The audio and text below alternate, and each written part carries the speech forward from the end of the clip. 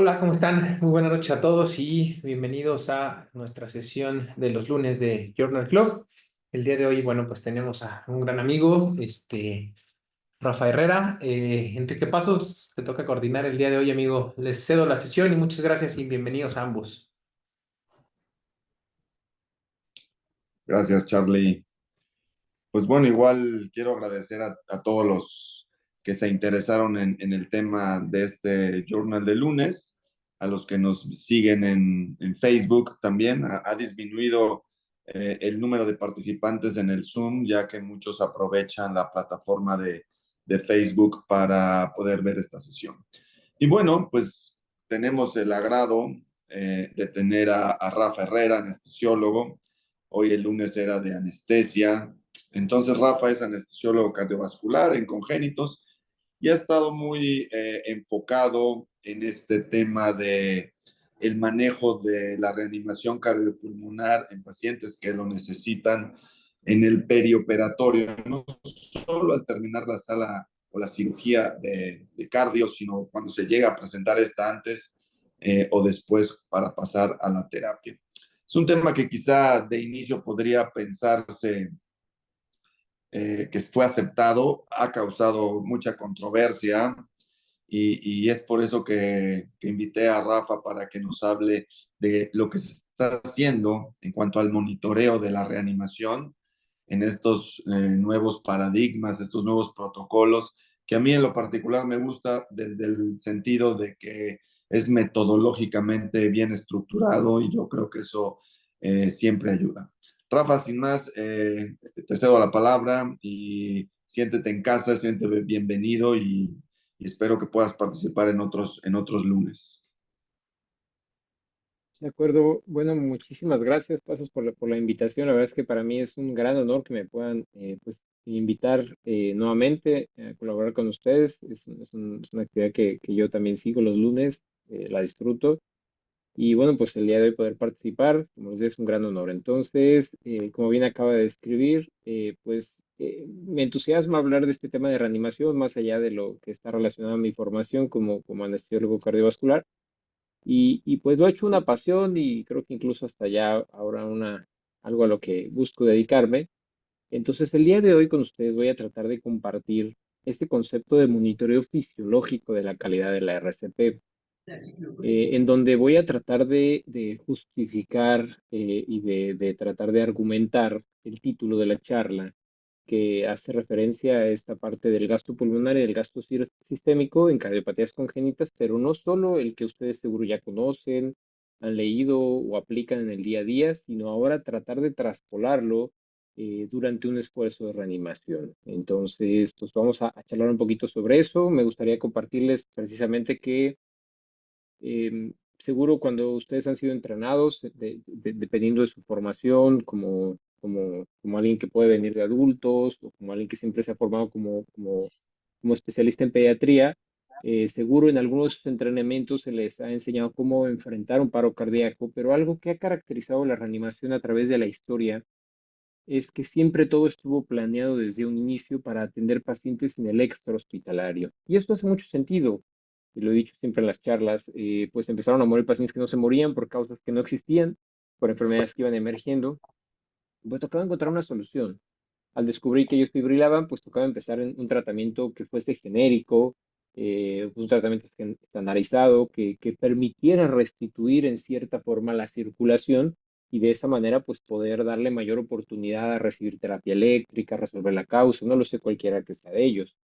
De la mano con esto, es muy importante establecer dentro de los primeros conceptos de la charla que el diagnóstico de paro cardíaco, ustedes lo saben, se justifica o se documenta con la ausencia de pulso o con la ausencia de herramientas de monitoreo invasivas, o sea, la pérdida de la pulsatilidad en estas herramientas de monitoreo. O sea, prácticamente para confirmar el diagnóstico de paro hay que confirmar la ausencia del movimiento de sangre. Por ende, es importante establecer que en realidad un paro cardíaco es un paro circulatorio, en donde pudo o no haber tenido que ver algo el corazón. De hecho, puede ser que sea un paro circulatorio con un corazón insinusal, tal vez ese paciente hipovolémico que busca compensar hasta que seguro va a fibrilar o va a tener algún mecanismo de desenlace de esa taquicardia compensadora. pero el diagnóstico de paro se hizo por la ausencia de circulación. Para nosotros poder tener claro la manera en la que vamos a tratar siempre un paro, es fundamental tener claro que esto es un paro circulatorio. Por ende, la RCP es una terapia de asistencia circulatoria no invasiva de mínimo flujo, que puede llegar a emular, de acuerdo a diferentes condiciones, desde el 10 hasta tal vez máximo un 20% del gasto nativo del paciente. O sea, no hay un número, sino es cuánto tenía antes, pues yo puedo acercarme del 5, 10 o hasta máximo el 20, dependiendo de qué tan bueno sea mi equipo, de asistencia circulatoria a través de las compresiones torácicas. Entonces, si yo tengo estos números y estas definiciones que ya pues no son muy favorables, ¿qué puedo hacer yo en las herramientas que tengo disponibles de monitoreo para cualquier paciente? Y específicamente, como lo veremos en los casos clínicos que vamos a charlar el día de hoy, en cardiopatías congénitas, para tener certeza que lo que estoy haciendo tiene un impacto fisiológico, para que no solo lo comprimí en expectativa de que al hacerlo muy bien o muy fuerte o muy rápido tenga retorno, sino ahora poder cuantificar.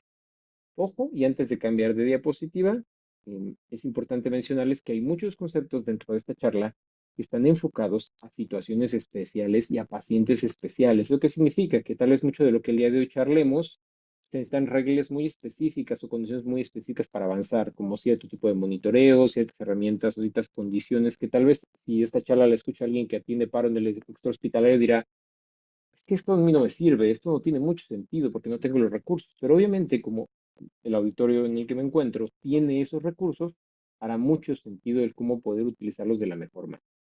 Entonces, hace tiempo, como bien comentaba, ustedes tuvieron a bien haberme invitado y fue un gran honor a compartir un poquito sobre este papel que ha tenido el protocolo CALS a nivel internacional.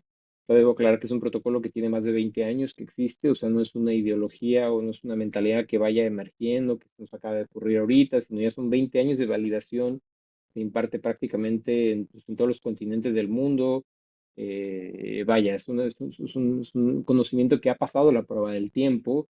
Y no solo eso, sino que incluso con evidencia que muchos critican como muy pobre, ha logrado mejorar la falla de la resucitación en los centros hospitalarios que se han decidido tomar muy en serio este programa. O sea, deja de ser esa dinámica de cayó en paro, pues vamos a ver si sale, o cayó en paro es una sentencia de muerte, o cayó en paro es un volado, vamos a ver si sale. Sino estos centros que se lo han tomado muy en serio a través de estos 20 años que el programa ha existido, pues tienen fallas de resucitación muy bajitas.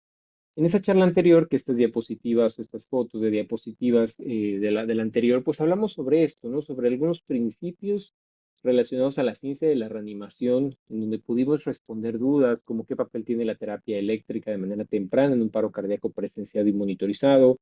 Hablamos de la terapia eléctrica no solo para desfibrilación, sino también para el uso de marcapasos, que seguramente es una estrategia que todos ustedes ya utilizan para atender un paciente que hace un ritmo lento, o un paciente que tiene un bloqueado de congénito, o que por el tipo de CIB o el tipo de procedimiento que hicieron va a quedar bloqueado de manera temporal o incluso definitiva, pues utilizan un marcapaso epicárdico incluso para rescatar aquellos ritmos que podrían estar inestables, pero que nunca han conceptualizado tal como un evento de paro, pero en realidad lo fue y aplicaron el protocolo CALS.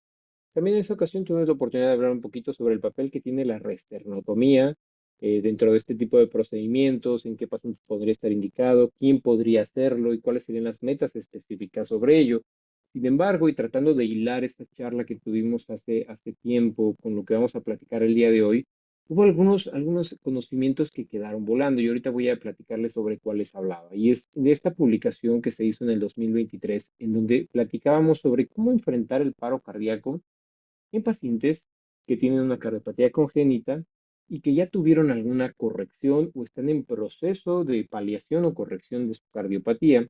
Y algo que me pareció muy interesante de esa charla, si lo recuerdan y si no, bueno, les recomiendo mucho que le den una revisión a esta publicación, es que no solo te presentan los pacientes que con mayor probabilidad van a caer en paro por su alta complejidad, sino también te hacen sugerencias relacionadas a cómo enfrentarlo. Me refiero a darle prioridad a la precarga, darle prioridad a la presión inspiratoria, darle prioridad a ciertas características de la ventilación, cómo vamos a jugar con la ecuación, el equilibrio entre compresión reexpansión o presión torácica positiva versus presión torácica intratorácica negativa. Y son conceptos muy atractivos y que en ese momento no les voy a negar cuando se los compartí, incluso tal vez absolutistas, Pero luego de haber repasado, revisado estos conceptos, pues más de un año de haberlo estado analizando, los conceptos siguen vigentes, pero hay algunos retos que no hemos resuelto. Como por ejemplo, aquí describimos en este paciente con tetralogía de Fallot que todavía tiene un efecto residual, con un tracto de salida todavía algo restrictivo. Fíjense cómo aquí describimos favorecer la reexpansión torácica. Obviamente, esto al favorecerlo, pues pertenece, bueno, logra un mayor retorno venoso, como un principio básico de ciencia de la reanimación. Y por acá dice minimizar presión positiva al ventilar, buscar barrer el CO2, ¿no? Y aquí venía optimizar precarga, o sea, sería buena idea tal vez pasar líquidos intravenosos. Pero la pregunta que desde ese momento me surgió y que hemos ido madurando y revisando la bibliografía a través del tiempo es, bueno, ¿y estas maniobras que suenan hasta cierto punto poéticas, incluso pues, buscando rescatar al paciente o tratando de ser un héroe, ¿cómo las podríamos medir? O sea, porque sería muy sencillo de mi parte decirles, miren, optimicen la presión positiva, bajen el volumen tidal, mejor aumenten la frecuencia respiratoria, retienen la presión positiva al final de la respiración o de la expiración. Pero si bien yo puedo proponerles toda esa serie de estrategias que hacen mucho sentido fisiológico, al menos en la teoría, la pregunta es, ¿y cómo lo podemos medir para demostrar que lo que estoy haciendo es suficiente o que incluso puede ser que este paciente no se apegue a estos principios porque no cumple con algunas características o incluso estos principios no tengan alguna aplicabilidad para el diagnóstico? Lo mismo para otros escenarios incluso de mayor complejidad que lo iremos viendo hoy, en donde no solo te enfrentas al hecho de tener una circulación sistémica derecha, con una circulación pulmonar dependiente de un conducto o de una comunicación arteriopulmonar o sistémico pulmonar extracardíaco artificial, en donde todo el flujo depende de este conducto, y entonces aquí, bueno, se hizo esa propuesta que sigue siendo lógica y sigue siendo vigente, pero es como pues alta eficiencia del RCP, construir precarga favoreciendo expansión para que de esa manera yo pueda tener un mayor volumen sistólico en la siguiente compresión, minimizar la presión positiva, que es muy lógico. Si yo quiero que haya un gradiente de presión entre sistémico pulmonar, pues yo quiero que la presión positiva sea la mínima para que de esa manera el flujo se vaya anterógrado y de esa manera pues podamos tener metas, ¿no? Pero ahora la pregunta es, ok, eso es lógico, ¿cómo lo medimos? De eso vamos a charlar el día de hoy. Por eso es que he decidido hacer como un enlace entre esos conceptos que charlamos en la plática previa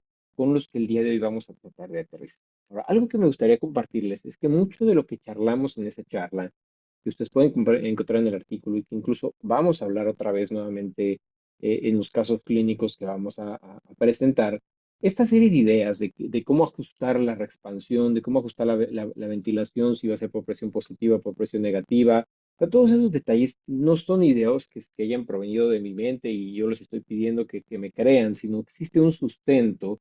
Esta publicación de Circulation del 2018, que es una fundamental para todos aquellos que se dedican a cardiopatías congénitas, donde te describen pues cómo enfrentar el paro cardíaco en este tipo de pacientes, corregidos, paliados o no corregidos, no paliados, y entonces hablan sobre, pues, qué hacer respecto a la reexpansión, ventilación, etcétera. Entonces, hay un sustento para todo ello.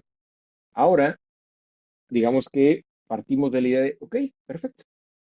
He aceptado que esta es la serie de recomendaciones que tengo que hacer en un paciente que tiene un Norwood, que tiene un Glenn, que tiene un Fontan, que tiene un Fallot, que tiene un postoperado de corrección de Fallot, etcétera. Ya acepté estos principios. Ahora, ¿cómo voy a saber si eso aplica al paciente y cómo es que cuál es su impacto fisiológico en él? Entonces, es lo que vamos a charlar, vamos a ir charlando el día de hoy. Declaro que no hay conflicto de interés para esta charla. ¿Y por qué lo hago en este momento?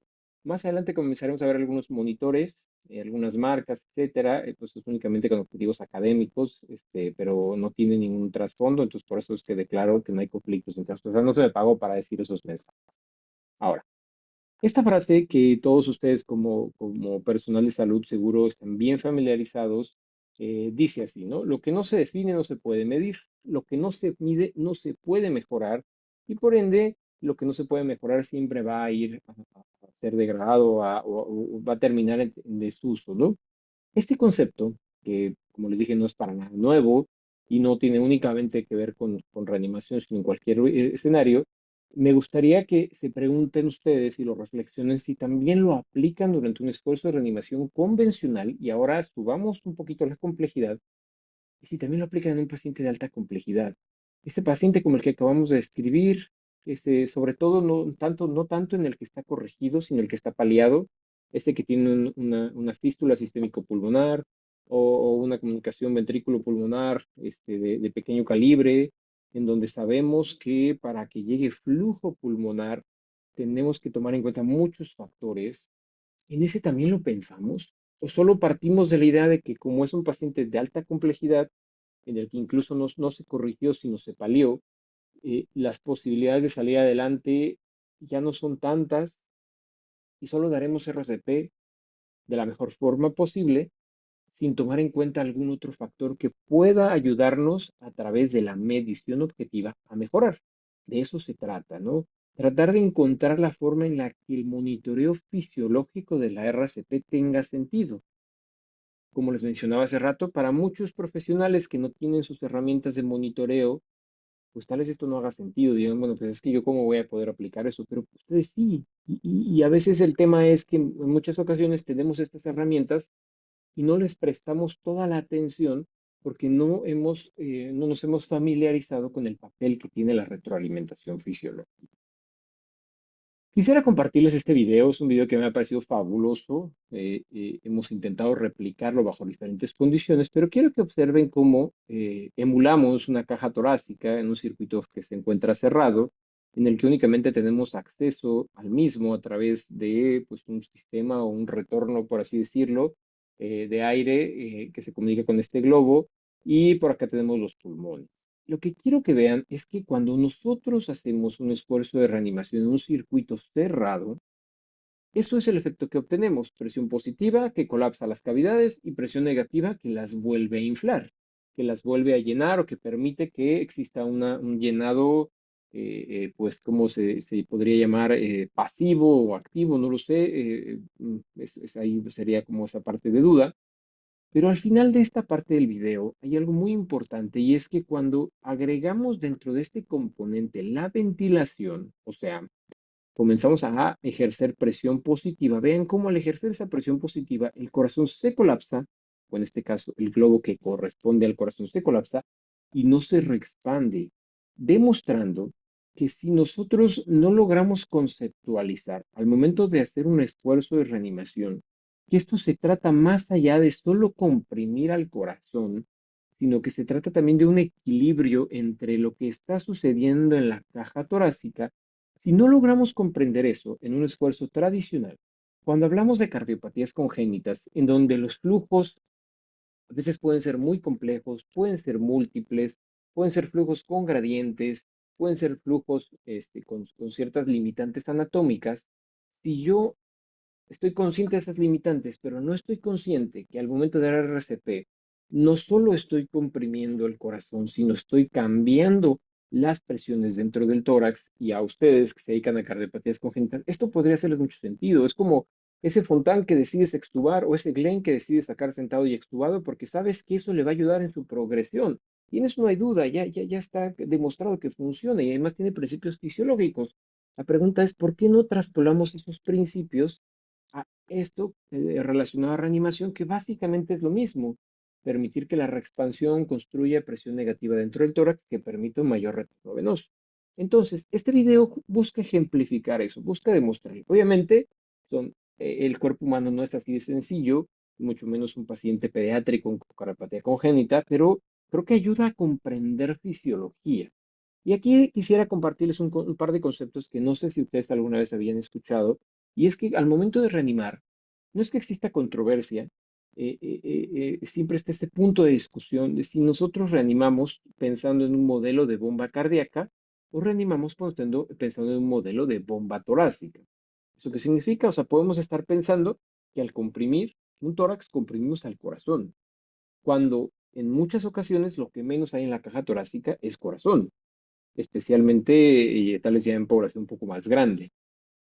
Eso pensando en un modelo de bomba cardíaca, o sea que yo voy a buscar ubicar, de hecho, la metodología que existe hoy relacionada a mejorar la retroalimentación fisiológica de la calidad del RCP con ecografía, no solo transtorácica, sino específicamente transesofágica, hace referencia ¿A dónde puedo yo ubicar mejor la mano dentro de mis compresiones a través de ecografía transesofágica para saber que estoy comprimiendo correctamente el ventrículo izquierdo y que no estoy obstruyendo el tracto de salida y que puedo observar apertura de la válvula mitral y que puedo observar apertura de la válvula aórtica en el momento correcto?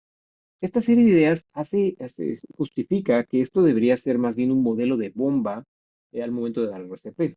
El problema es que cuando exploramos únicamente este concepto, empezamos a descubrir que hay momentos en los que hay desplazamiento de sangre, aun cuando la mano no esté ubicada en el lugar que la ecografía nos diría que sería el correcto o el óptimo, enfocándonos al corazón. Incluso podemos construir buenos esfuerzos de reanimación sin estar bien ubicados en nuestras manos.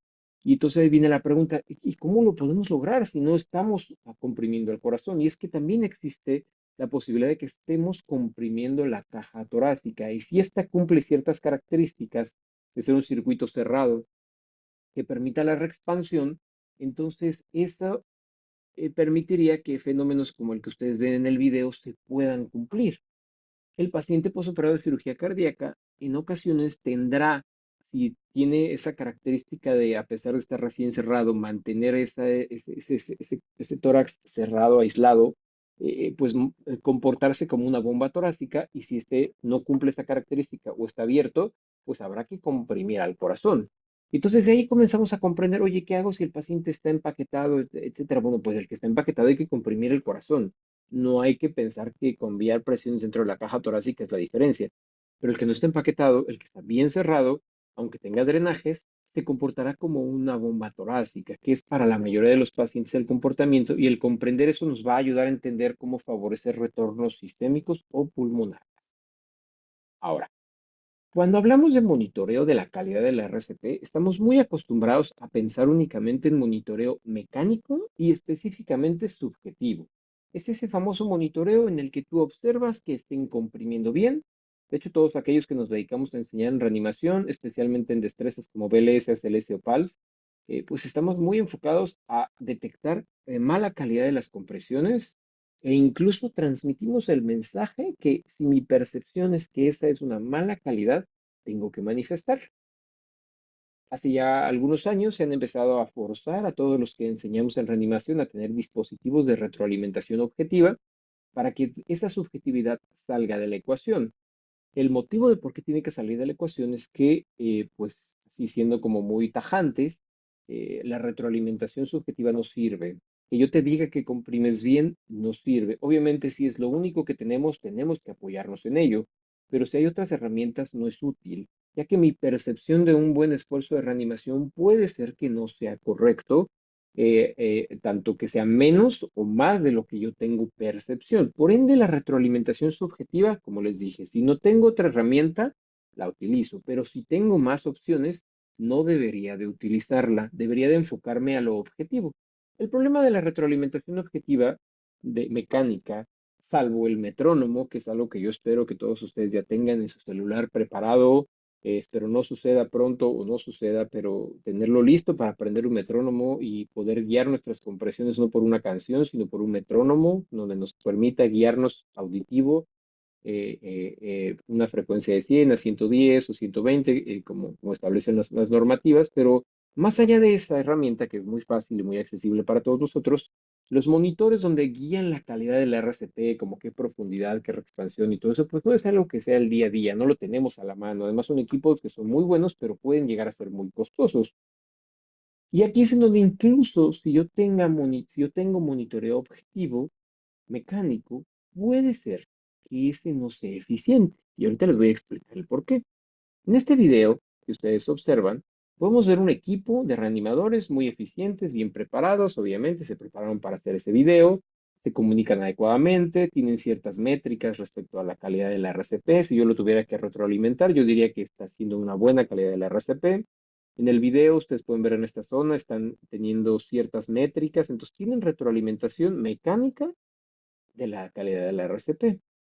El problema de la retroalimentación mecánica, incluso la objetiva, es que es útil y te hace sentido en ambientes en donde exista poca preparación, y no lo digo como algo malo, sino lo digo como una realidad, o sea, el paro que te sucede en la calle, que te sucede en un estadio, que te sucede en una alberca, en el que no tienes todas las herramientas, bueno, pues esto es lo que hay que utilizar. Pero si estamos en un ambiente intrahospitalario o altamente especializado, en donde al tener este esfuerzo de reanimación, pero yo tengo estas métricas en el monitor, y obviamente son métricas específicas para este contexto de pacientes, como una línea arterial en donde esté ubicada, más adelante hablaremos de eso, o un CO2 expirado con una controlación, una ventilación mecánica controlada, pues yo puedo estar seguro por lo que estoy observando, y espero ustedes también puedan llegar a esa conclusión, que aunque ella está dando un muy buen esfuerzo de reanimación, no tiene una traducción fisiológica.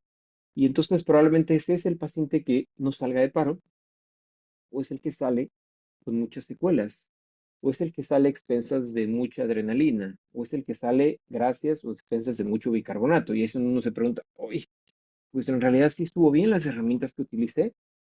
Mi calidad del RCP fue buena, mira, de hecho siempre cumplí con todas las metas de un RCP de alta calidad, porque si lo hice bien mecánicamente, el paciente no salió adelante. Y es porque existe monitoreo fisiológico que tenemos que aprender a observar.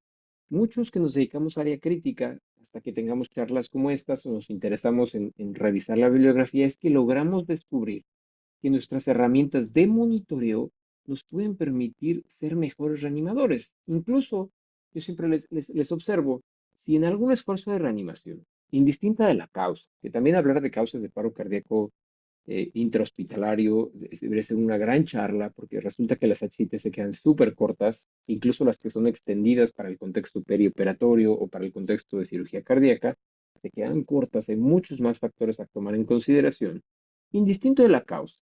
Si ustedes ven este monitoreo con estos números, en realidad lo único que tendría que verificar es que estén dando buena RCP. Y si veo que hay buena RCP, hay una causa subyacente que no es resuelta.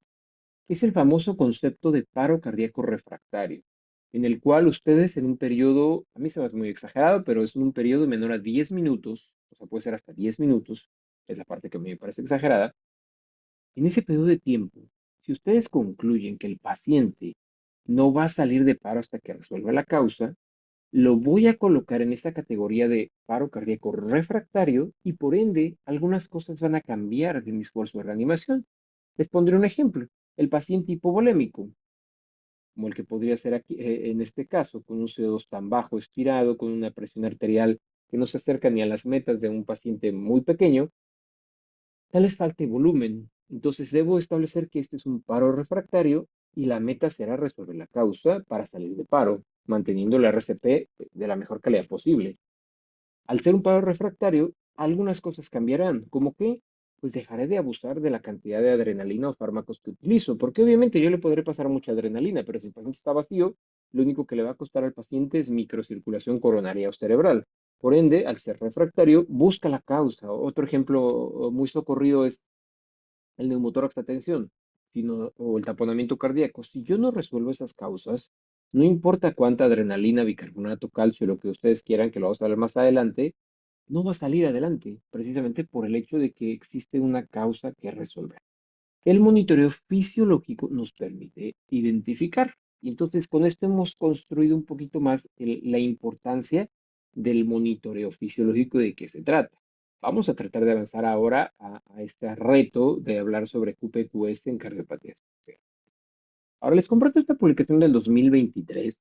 Es pues el 17º reporte de esta reunión que se denomina Wolf Creek. Esta es una reunión fabulosa, es increíble, pero algún día poder formar parte y si no estar cerca de una situación así.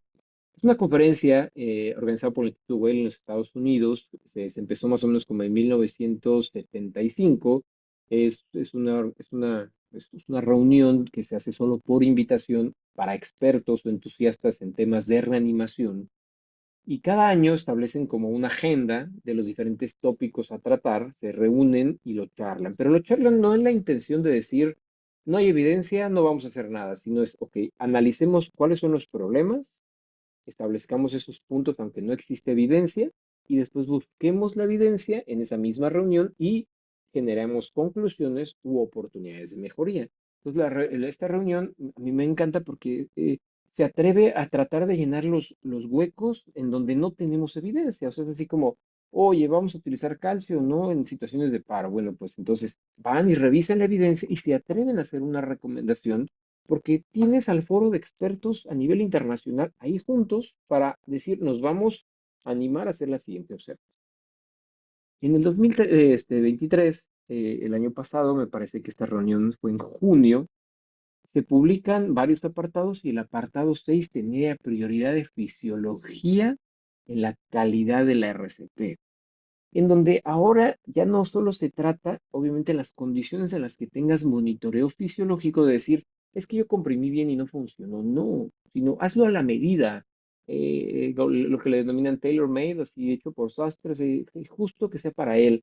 Y si para él implica que necesito más presión porque como tengo un conducto sistémico pulmonar extracardíaco de pequeño calibre, con cierta longitud y con cierto gradiente, tal vez mi percentila de presión con la cual yo quisiera tener ese niño de 3 meses está muy abajo, o sea, me refiero que lo tengo muy hipertenso, pero si con esa hipertensión yo logro traducir monitoreo fisiológico en capnografía, pues entonces significa que eso es lo que él necesita, que la fisiología de ese paciente está siendo considerada en nuestro esfuerzo de reanimación. No es solo decir, mira, es que ya lo tengo en sistólica de 60 y pues este conducto ya debería de estar funcionando o esa fístula ya debe estar funcionando y como no funciona, pues entonces ni modo, no, es que estamos tomando en cuenta toda la fisiología para poder responder a esa duda. Entonces, es parte de las preguntas que se hacen.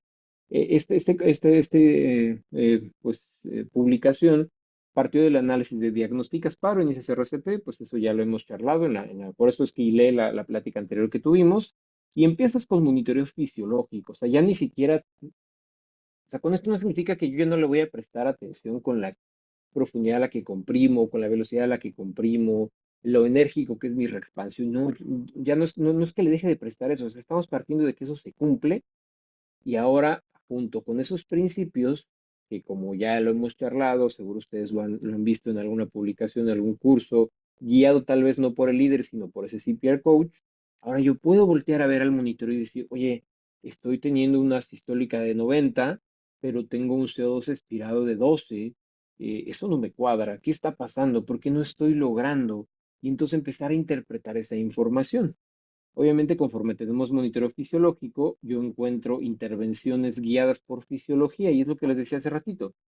Sistólica de 60, tengo un conducto o tengo una comunicación, no sé, una ventrículo pulmonar, no sé, por ejemplo, un sano, que es un tubito así como no de tanto calibre, pues tal vez necesita más presión para yo poder lograr impulsar flujo a través de esa comunicación, por ende son intervenciones guiadas por fisiología y ahí ir estableciendo si eso me permite acercarnos al retorno o no, o como veremos más adelante, incluso si existe pronóstico en lo que estamos haciendo. O sea, lo veremos más adelante cómo el monitoreo fisiológico también nos puede ayudar a entender, no cuándo dejar de intentarlo, sino en qué casos el intentarlo ya nos está diciendo que no vamos a salir adelante. Y es una de las cosas que hay que aceptar también en los procesos de reanimación, sobre todo en estos pacientes, que hay algunos en los que la causa de paro no va a ser, no tiene solución, al menos no a través de un esfuerzo de reanimación, y tocará aceptar con las herramientas de monitoreo fisiológico que es momento de reconocer que no vamos a avanzar, ¿no? Ahora, dentro de las herramientas que ellos conceptualizan, que ya sabemos que sí funcionan, aunque no siempre están disponibles y algunas de ellas tienen limitantes, generan esta lista de parámetros, como presión de perfusión coronaria, que es una de las que yo considero que muchos olvidamos al momento de dar RCP. Cuando damos RCP pensamos en mantener perfundida al cerebro, a los órganos, pensamos en resolver la causa, pensamos en pasar adrenalina, pero a veces no pensamos en que hay que restituir la perfusión coronaria. De hecho, esa es la meta, ¿no? O sea, y de hecho, si tú logras sostener la perfusión coronaria, es muy probable que como tu meta es una presión arterial diastólica, la sistólica que garantiza la perfusión cerebral o la de algún conducto ya se haya logrado. Entonces, pensar mucho en cómo lograr una buena perfusión, una presión de perfusión coronaria en RCP es una de las grandes metas que debemos de tener conscientes. Incluso es, ok, si el cerebro es muy importante, si sale de paro y sale con déficit, es un fracaso. Pero si yo me enfoco a cuidar las coronarias para que incluso se restituya la energía en el miocito, se restituyan las energías o bueno, los electrolitos a través de esa potencial de membrana, si yo logro que se restituya, al yo lograrlo, lo que obtengo es un miocito listo para responderlo. Veremos un poquito más adelante. Otras cosas de las que vamos a hablar y que es monitoreo fisiológico y que incluso a veces no lo consideramos, es las características del electrocardiograma. Pero no es nada más decir, está en FB, está en TB, está en asistolia o tiene una actividad eléctrica sin pulso, sino ir al detalle fino de esa asistolia cómo ha cambiado, o esa FB o esa TB cómo ha cambiado, que me permita comprender que las cosas van mejorando. Y eso que les estoy hablando es monitoreo fisiológico. Ahorita lo vamos a ver con unos casos clínicos muy interesantes. El CO2 espiral es otra herramienta, y como las últimas dos herramientas dentro del monitoreo fisiológico está la oximetría cerebral y el ultrasonido cardíaco. Aquí en posoperativa cardíaca sabemos, incluso en adulto y en pediátrico, aunque sean de otras dimensiones y sus tejidos tengan otras densidades, tal vez puedan ser que la ecografía no sea tan útil, pues porque a veces hay mucho aire, etcétera, ¿no? Pero lo que suele ahora ser más frecuente, de hecho, pues en cirugía de cardiopatías congénitas, ustedes lo saben, o sea, la oximetría cerebral podría ser un signo vital más, ¿no? Junto con la temperatura, el CO2, etcétera. La oximetría cerebral y si podemos cerebral y somática podría hacerlo, ¿por qué no incluirla también en herramientas de reanimación? Ahorita lo veremos más. Entonces, la charla inició con recordar que platicamos la última vez, pero vamos a tratar de aterrizarlo con estas recomendaciones. Tomé solo las primeras dos y fueron las dos porque la presión de presión coronaria pues es algo que ustedes o que nadie nosotros vamos a poder medir en un paciente en el día a día en el que nos enfrentamos a un evento de paro. Pero ¿qué les parece la posibilidad de medir la presión arterial diastólica, ya que bajo ciertas características se podría considerar como un subrogado de la presión de perfusión coronaria? Obviamente en paro hay que tomar la presión arterial del atrio derecho, partiendo de la idea de que, bueno, la presión de perfusión coronaria se calcula con la presión arterial diastólica en la raíz aórtica menos la presión arterial diastólica del ventrículo izquierdo o del ventrículo sistémico. Entonces, si tenemos ese concepto, pues aquí no podríamos calcularlo en paro. Pues lo que hemos aprendido en paro se ha logrado concluir, acordar, que en vez de utilizar la telediastólica de ese ventrículo, usamos la presión del atrio derecho. Y entonces utilizamos la diastólica menos la presión del atrio derecho. Entonces, más o menos tomando en cuenta los valores promedios y todo eso, se ha establecido un consenso de qué cifra de presión arterial diastólica podría ser una buena idea, en donde tomamos en cuenta mayor de 25, si tienen menor de 25 kilos, o mayor de 35 si tienen más de 25 kilos. Yo les pido, bueno, pues para que no sea tan conflictivo, recordar mayor de 40, podría ser un buen número de milímetros de mercurio en la diastólica, y así le restamos, más o menos obtendríamos una presión de perfusión coronaria aceptable. El caso clínico que les muestro, que les voy a mostrar, es uno que tiene una obstrucción en el lado izquierdo al tracto de salida, ¿no? Entonces tenemos una estenosis aórtica crítica y digamos cae en paro. Es un paciente que puede caer en paro. La obstrucción al flujo coronario es una realidad, es como en el caso de adultos, ese paciente que tiene estenosis aórtica que puede fibrilar y que además es muy difícil sacar de paro, pues es el homólogo, solo que la diferencia es que pues nació con la hipoplasia del desarrollo del tracto de salida izquierdo, o que nació con una válvula con cierta deformidad, etcétera, y entonces cae en paro. ¿Cómo vamos a llevar el monitoreo fisiológico? Pues aquí está el ejemplo. Se los voy a poner en este aquí, en donde ustedes pueden ver que a través de compresiones, con más o menos, aquí lo dejé yo un poquito cortado, 100 latidos por minuto, 100 compresiones por minuto, ausencia de curva de pletismografía, o sea, no hay pulsatilidad en donde sea que esté ese oxímetro, y la presión es pobre. Bueno, 53 sobre 21, o sea, no hemos llegado ni siquiera a la meta inferior en la población más pequeña, que sería mayor de 25, y un CO2 de 22. ¿Eso qué significa? Que cuando estamos comprimiendo, y aquí es donde empieza esta parte de QP y QS que les vengo contando, cuando yo comprimo, ya sea que ustedes acepten que esto es una compresión con principio cardíaco, o sea, que estás comprimiendo al corazón, o que estás partiendo de la idea de que estás utilizando el principio de caja torácica, o sea, estás comprimiendo la caja torácica porque este paciente en teoría está cerrado, y yo lo empiezo a comprimir y no tengo obstrucción a salida del lado pulmonar, pues mi flujo pulmonar va a estar bien. Por eso es que el CO2 está en 22.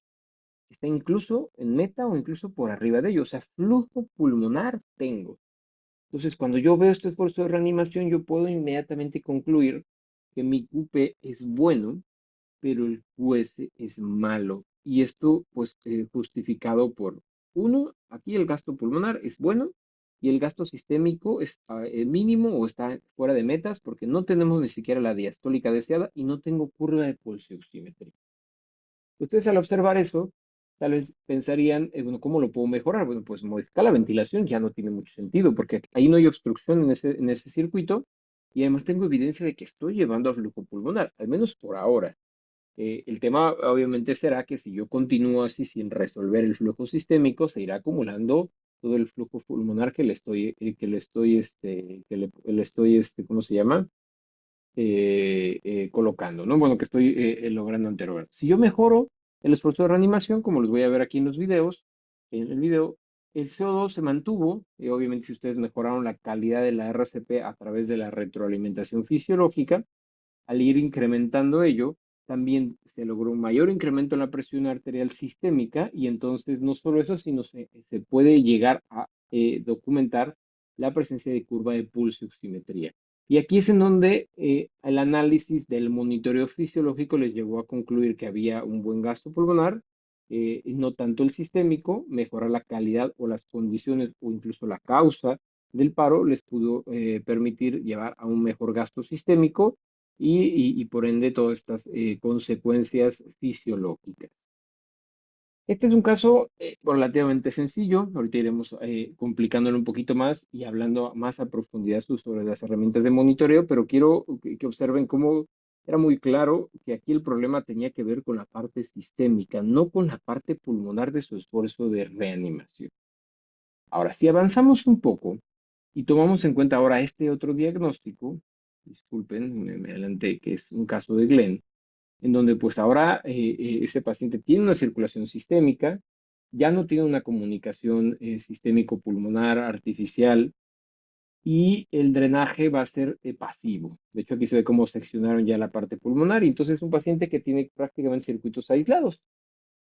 Si llegase a presentar un evento de paro, aquí ya vienen algunas de las recomendaciones que ya habíamos charlado de cómo hacer RCP, pero ustedes al comprimirlo vean cómo la calidad de la RCP, al menos en el lado sistémico, no es tan mala. Un 28 de diastólica, podríamos hacerlo mejor, habría que tomar en cuenta las características de edad o tamaño del paciente, pero también la traducción en perfusión distal, o sea, en la curva de pulsoximetría está ausente. Pero algo que llama la atención es que el CO2 es bajo. Eso significa que también por aquí estamos teniendo un pobre retorno. Vamos a ir trabajando con esta serie de ideas. Ahorita más adelante vamos a hablar sobre gradientes de CO2 expirado y arterial, todo eso. No se preocupen. Vamos construyendo poquito a poquito esta serie de ideas. Pero con este paciente, digamos que yo aumento un poco la calidad del RCP, pero no solo eso, sino también,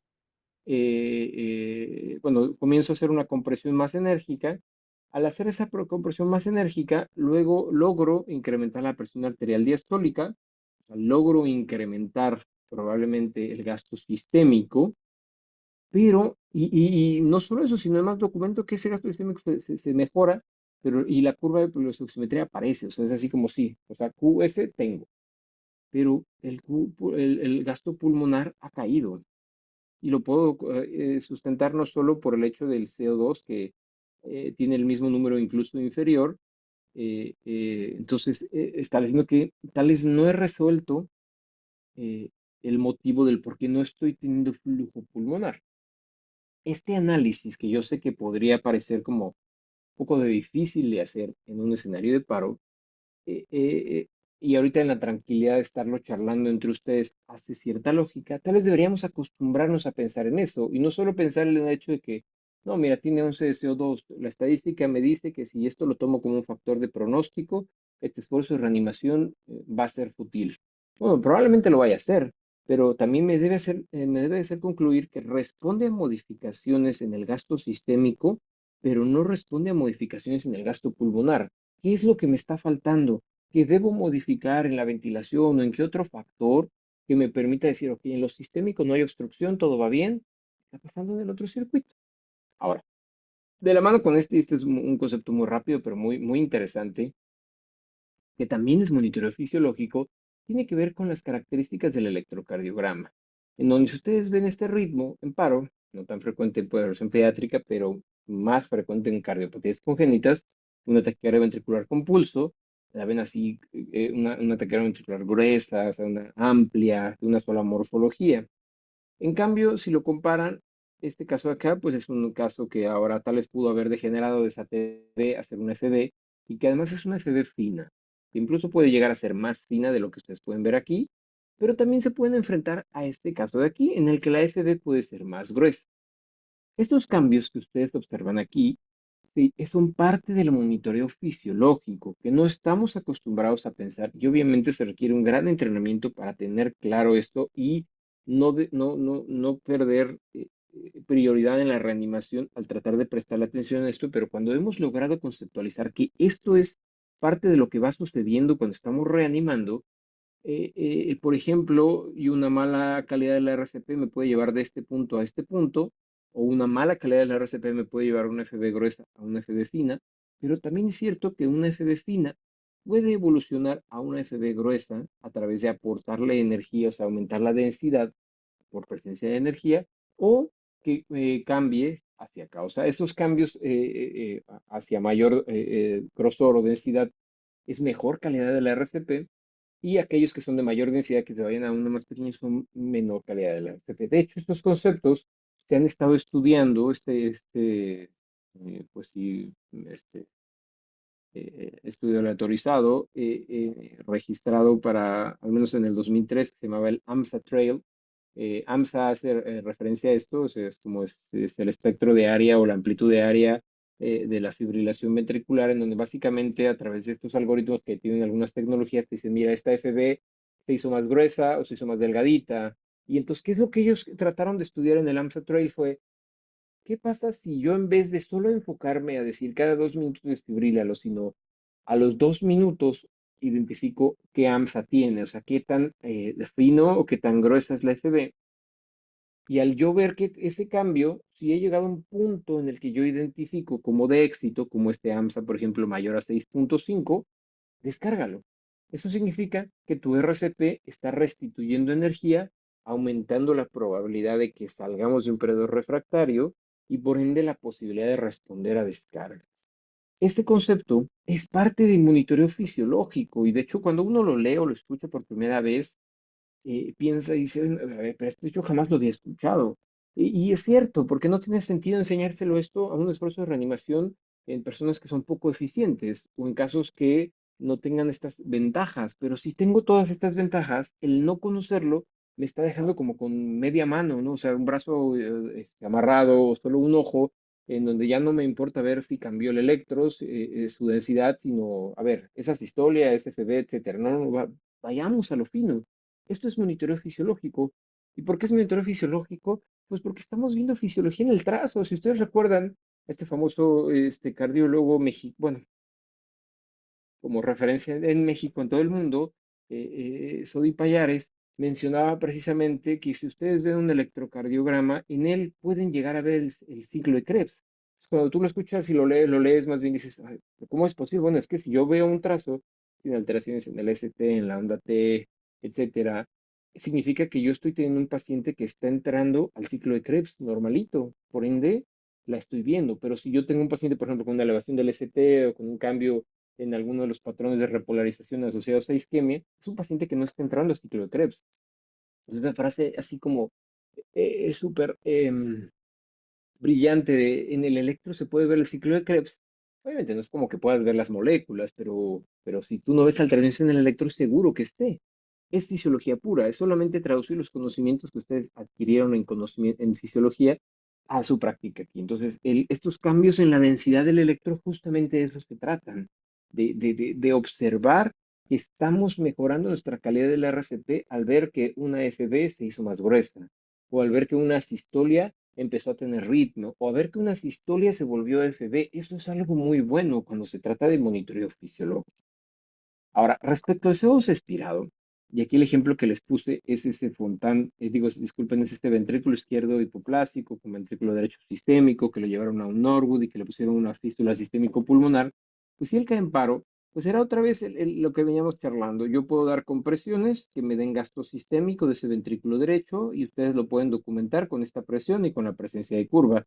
Pero si yo veo un 7 de CO2, significa que este circuito no está logrando llevar flujo hacia lo pulmonar. Si yo de la mano ahora decido mejorar un poquito la calidad de las compresiones o decido mejorar algunas, no sé, enfrentar algo de la causa, si hay problema pasar volumen, no lo sé, al yo lograr mejorar esa presión, y especialmente en el caso de este paciente, la cifra sistólica puede ser que como consecuencia obtenga mayor flujo pulmonar y entonces ve ese cambio. ¿Qué trato de transmitirles con eso? Que el monitoreo fisiológico incluso nos puede ayudar a pensar en dónde está el problema y qué es lo que tengo que poder hacer, lo que podría hacer para resolver. Ahora, antes de avanzar, el CO2 expirado es una de esas herramientas que hay que tener mucho cuidado cuando hablamos de reanimación. En la línea no hay tema. La línea es el gold estándar. Es como hablar de determinación del gasto cardíaco. Pues el gold estándar es el Swan-Ganz, aunque haya mucha crítica. Pues aquí el gold standard es la línea. Pero ¿quién es su subrogado? O sea, cuando comparas el Swan-Ganz con el ECO, comparas con cualquier otro, bueno, pues, ¿quién es el con quien comparamos la línea? Pues es el CO2 expirado. ¿Y por qué tenemos que tener precaución?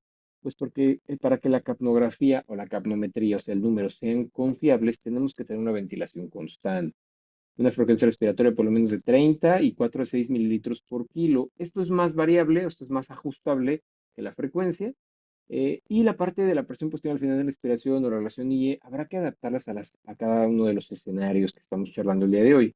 Pero si la capnografía no tiene la característica de frecuencia constante, no podremos tomar decisiones si nuestra capnografía está funcionando. Por eso hay tanto interés el día de hoy de tratar de buscar regresar a los pacientes a ventilador y dejar de ventilarlos nosotros, porque mientras los sigamos ventilando con la mano, pues puede ser que lo estén ventilando 50 veces por minuto. Por ende, el CO2 expirado, el poco que se esté logrando expirar, va a estar en 5.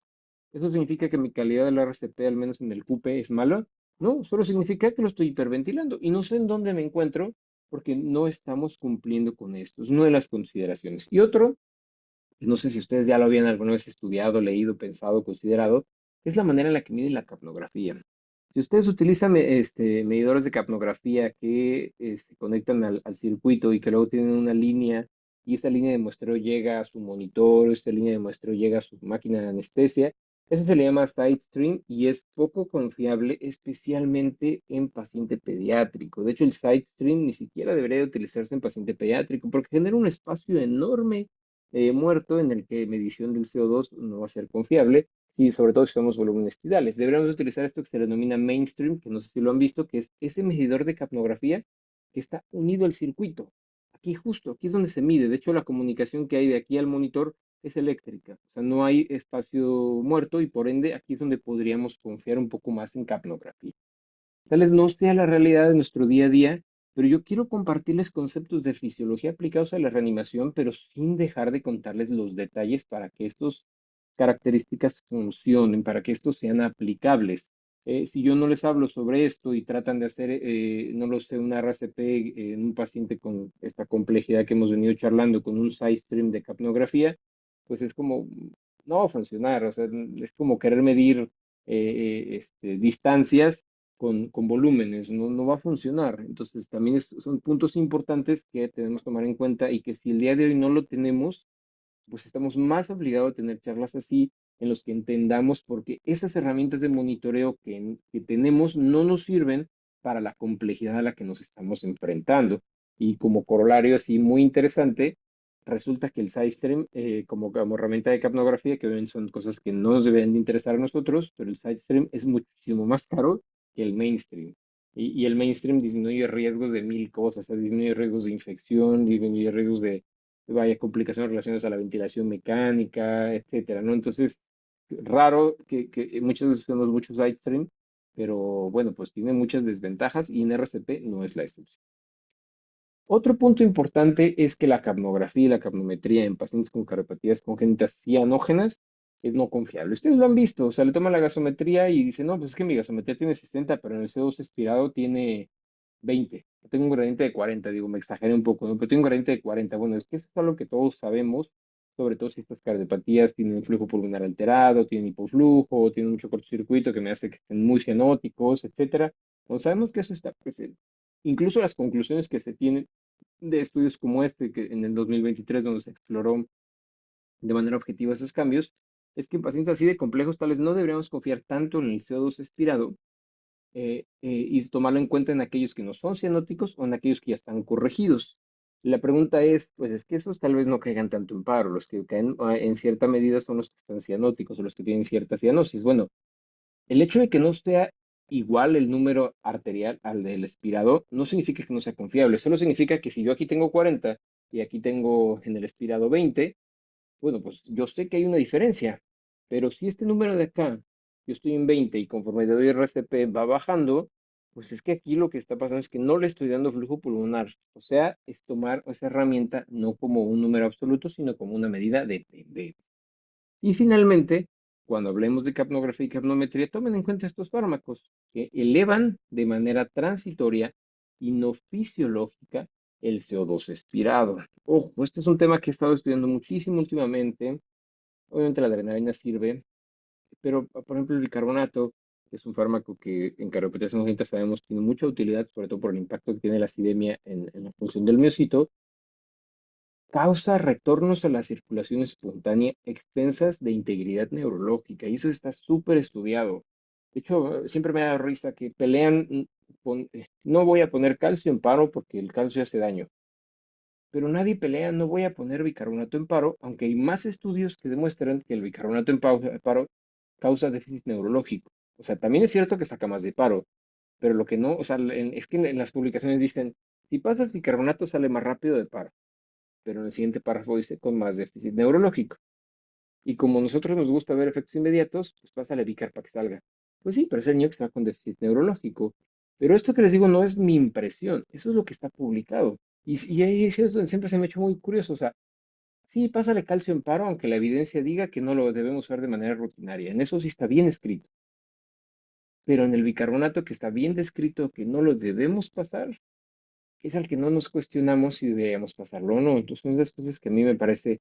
Ahora, obviamente, si yo quiero utilizar el monitoreo fisiológico y paso Vicar, pues el monitoreo fisiológico, al menos el QS, digo el QP, ya no puede ser, ya no debe ser confiable porque me va a generar incrementos bioquímicos del CO2 expirado que no son por un incremento en el gasto. De hecho, por eso salen los pacientes, porque arreglamos de manera artificial muchas condiciones que no han necesariamente resuelto la causa. Ahora, avanzando un poquito más en lo que hemos venido charlando, pues ponerles el ejemplo de este paciente que tiene una obstrucción en el tracto de salida todavía que les mencionaba previamente. Bueno, pues si ese paciente tiene mal gasto pulmonar, pero tiene un buen gasto sistémico, yo tengo que argumentar que probablemente exista algo malo en esta circulación, en esta comunicación, y el monitoreo me debe ayudar. Incluso si ustedes aquí, como les mencioné en la cuestión anterior, en el caso anterior, similar a este, si yo mejoro las compresiones, puede ser que mejore el flujo, pero aún mejorando el flujo puede ser que no lo logre. Entonces, no es como tirar la toalla, es decir, ok, creo que hay una lesión residual que tiene un comportamiento en el QP y QS que deberíamos prestar atención. Y esto es fisiología, y me refiero a que si prestamos atención a esta fisiología cuando estamos analizando los parámetros hemodinámicos de las presiones del atrio izquierdo, del atrio derecho, las presiones transpulmonares, etcétera, ¿por qué no prestarle también a esta información cuando estamos haciendo nuestra reanimación? Ahora, habrá momentos en los que si ustedes tratan de mejorar su calidad de la RCP y en vez, por ejemplo, este caso que subió de 73,43 de presión a 95,65 y este incremento en el CO2 no correlacionó, entonces tal vez ahí habrá que pensar si esto realmente no es que va a ser poco probable que haya buena respuesta. Se ha hablado mucho de qué herramientas de monitoreo nos pueden servir de pronóstico y el CO2 es uno de ellos. O sea, paciente que le das RCP y no mejora, aunque mejores tu calidad, ese probablemente ya no va a responder. Esas son las cosas que se ha estado estudiando y que se sabe que ya para ese momento el no generar gasto derecho con CO2 expirado probablemente sea momento de tirar la toalla, ¿no? En pacientes en los que, por ejemplo, no tienen corrección, como este paciente con tetralogía de Fallot, que está con una presión limítrofe, medio desaturado, recibiendo un esfuerzo de reanimación con un CO2 relativamente bajo, tal vez el encuclillarlo, favorecer un poquito el retorno venoso, mejorar un poquito incluso las fuerzas de la compresión o incluso la reexpansión, pues puede ser que nos permita construir mayor flujo pulmonar y de esa manera también el sistema. Ahora, junto con estas herramientas que les describía, pues ya hablamos un poquito del papel que podría tener el eco. A veces estos pacientes en transtorácico, al menos en paros, es muy difícil. Nos serviría nada más para hacer los diferenciales de pulmonar. Y si llegas a tener trance esofágico podría ser útil, pero pues estemos conscientes que a veces tener esta sonda del tamaño correcto, colocar en el paciente o colocarla en esa situación va a ser muy complicado. Entonces tal vez eco en paro como herramienta de monitoreo fisiológico en estos pacientes no está tan viable. Pero la oximetría cercana al infrarrojo sí está bien descrita como es que su recuperación nos puede ayudar a mejorar, sobre todo en qué parte, en el gasto sistémico. Ejemplo siempre les pongo, de hecho esto lo usamos en nuestros curso de paro cardíaco intraoperatorio, en nuestra versión en línea, como en un paciente que está recibiendo RCP después de un evento de paro por FB, vean cómo sigue fibrilando, pero con una RCP de alta calidad hemos recuperado todos los parámetros y aquí la caída del NIRS, pues es el evento, pero vean cómo ha habido esa recuperación. Entonces son herramientas que nos pueden servir si es que estas las tenemos, o sea, ¿podemos guiar nuestra reanimación con esto, al menos la parte del gasto sistémico? Claro que sí. Junto con ello y algunos otros artículos que hablan de esto, pues saber que existen muchas más herramientas que nos pueden ayudar a mejorar las condiciones de asistencia circulatoria que brinda la RCP, porque como les dije al inicio, la RCP es eso, una terapia de asistencia completamente circulatoria, aunque esta es de muy bajo flujo. Entonces, bueno, pues esta charla que el día de hoy ustedes me han permitido compartir, como le comenté a- a- a Pasos cuando me la propuso, le dije, mira, es que es una charla que hemos estado trabajando, hemos estado revisando mucha bibliografía y finalmente trata de llevar esa fisiología aplicada a la reanimación. El tratar de comprender que no es solamente apegarnos a los números, sino analizar por qué los números a veces no cuadran, o sea, por qué puedo tener CO2 bajos y sistémicos altos, o por qué la forma en la que, o sea, estructurar cómo llega el flujo pulmonar, o cómo construyo el gasto pulmonar y cómo construyo el gasto sistémico y tratar de justificar que mi esfuerzo de reanimación eso haga lógica y si no que tengo que ajustar, porque también esa es la parte y abrirlo como a debate y poderlo charlar, ¿no? O sea, yo puedo perseguir ciertas presiones de acuerdo a sus percentilas, pero ¿y si este paciente requiere un poco más? Porque tiene esa fístula, porque tiene esa comunicación, porque tiene ese tracto obstruido, porque queda con una lesión residual, o sea, ¿por qué no poder ir un poco más allá? Especialmente en pacientes en los que su complejidad es mucha y la inversión que se ha tenido es mucha. Las guías están presentes para que eso nos guíe, pero debemos traspolarlas, especialmente en ambientes tan altamente especializados como en el que ustedes se encuentran. O sea, el decir, lo voy a comprimir y si no funcionó, no funcionó. Es, oye, espera, es que tengo muchísimas más cosas que solo o que únicamente quedarme con la idea de que lo podría comprimir. Entonces, hilando la idea que mencioné al inicio, esta diapositiva, junto con este esfuerzo de tratar de compartirles algo de fisiología y de ciencia de la reanimación, que como les dije, todos los conceptos que los acabo de compartir están sustentados en una serie de publicaciones. De hecho, le decía a Pasos que cuando me pidió las publicaciones, yo como que había tardado en enviarlas, pero es que para más la charla fueron muchísimas publicaciones y fuimos tomando pedazos de cada una de ellas. Finalmente podemos compartirlas todas para que las tengan como 12 publicaciones, pero es un concepto que me gustaría ahora que nos podamos abrir a este debate y empezar a charlar qué tan aplicable o qué tan viable consideran ustedes que esto podría ser llevado en el día a día. Entonces, pues agradecerles nuevamente por su tiempo y pues ahora sí vamos a ver, hacer algunas, pues algún debate o ver qué podemos concluir o charlar acerca de esta serie de conceptos. Rafa, muchas gracias. Estuvo increíble tu plática. Charlie, no sé si quieres hacer un comentario.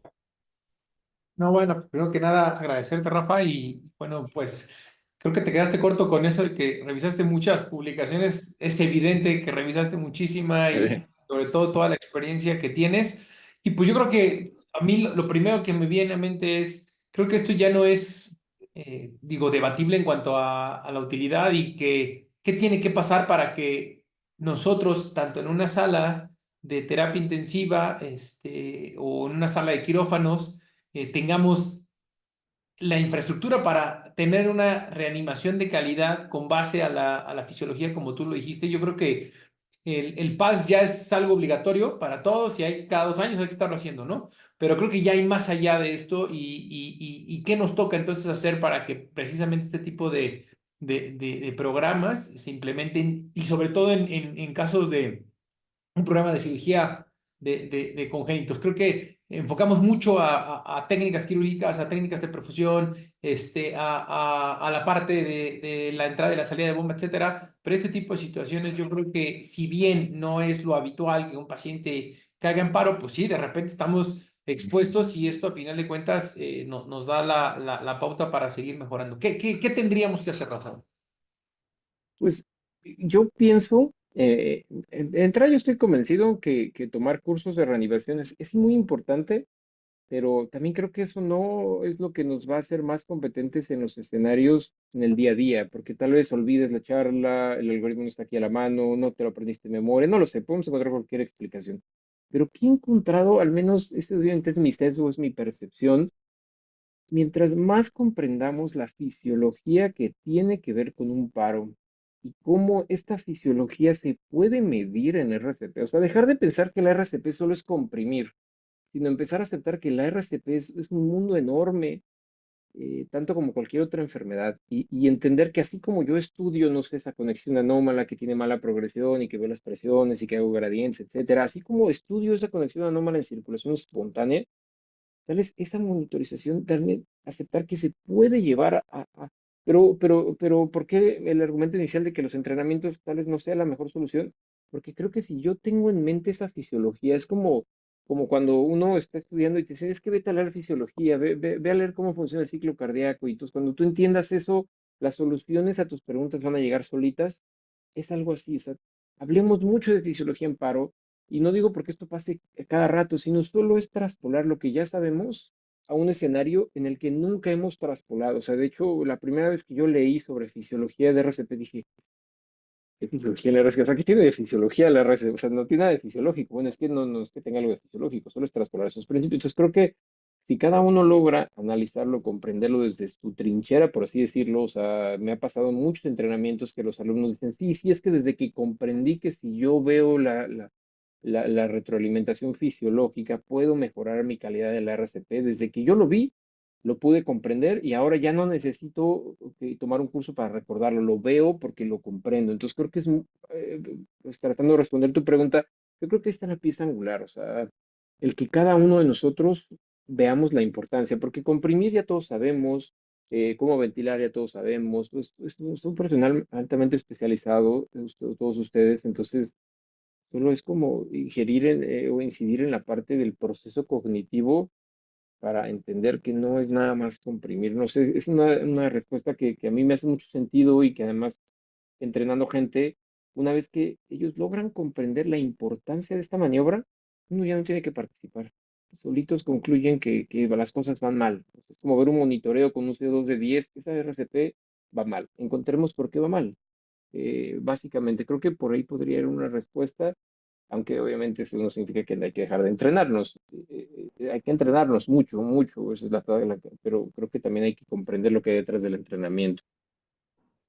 Oye, Rafa, perdón, ¿y en dónde consideras que está posicionado estas estrategias, ¿no? Que si bien no se separan de la reanimación clásica, pues sí lo hace más específico. A mí me vino a la cabeza simplemente, ¿se volvió más complejo el RCP? ¿O es más específico, como tú lo mencionaste muy claro? Pero yo recuerdo mis primeros entrenamientos en ACLS, decían, si no estás certificado, cuidado con meterte en reanimar un paciente si es que no tiene las credenciales.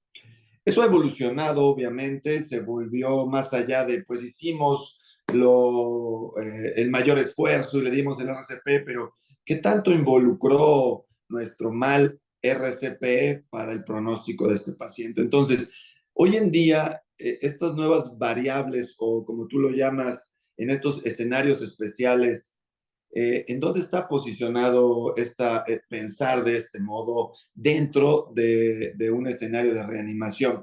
Y te lo platico porque estoy imaginando un quirófano en el que la mitad son intensivistas entrenados, expertos en ACLS o en PALS, y la otra mitad hizo reanimación en CALS. Y va a haber debate, va a haber discusión y va a haber controversia sobre qué maniobra es la que sigue, ¿no? Y me queda claro que la fisiología y entender lo que tiene cada paciente, pues hace la diferencia, pero no en una acción, ¿no? Tendría que estar ya como acordado con estas otras especialidades. Platícanos, ¿en qué punto estamos de esta gama? Buenísima pregunta. De hecho, este concepto de reanimación en situaciones especiales no es, obviamente no lo inventamos, yo no se me ocurre a mí, esto existe muchísimo antes de que yo naciera, pero básicamente fue creado por ILCOR y obviamente cada organización lo transmite y de hecho en los statements que hace cada 5 años o cada 4 o 6 años la AJA a través de lo que publica ILCOR, hay un capítulo completo de paro cardíaco en situaciones especiales y seguro lo han revisado, pero son capítulos así de un párrafo que habla sobre el paciente en paro cardíaco en hipotermia, por ejemplo, o media cuartilla del que está en sala de operaciones, o igual un par de párrafos del que está en sala de hemodinamia. Y eso nos deja a nosotros con muchas dudas finalmente. Pues comenzar a hablar de paro cardíaco en situaciones especiales nos ha permitido darnos cuenta que todo lo que hacemos al reanimar viene del prehospitalario. Y no lo digo como algo malo, o sea, al contrario, yo creo que son de los mejores reanimadores que existen. De hecho, si ustedes quieren aprender BLS, dejen que alguien del prehospital les enseñe, porque ellos en verdad no tienen ACLS para hacerle nada al paciente, pues van a dar el mejor BLS posible. Pero si yo tengo un programa creado para el prehospitalario, para un paciente que tiene un problema, es que esa es la parte, cuando ustedes analicen la historia de la reanimación, resulta pues que todo se originó de ese paciente adulto que queda en paro, que tiene una enfermedad que antes no existía, como la enfermedad arterial coronaria, que se dio por los cambios en la alimentación, que fibrilan y que entonces había que sacarlos. Y se creó el programa para eso, porque eso se volvió un problema de salud. Entonces empezamos a reanimar con eso, porque esa es la historia del RCP.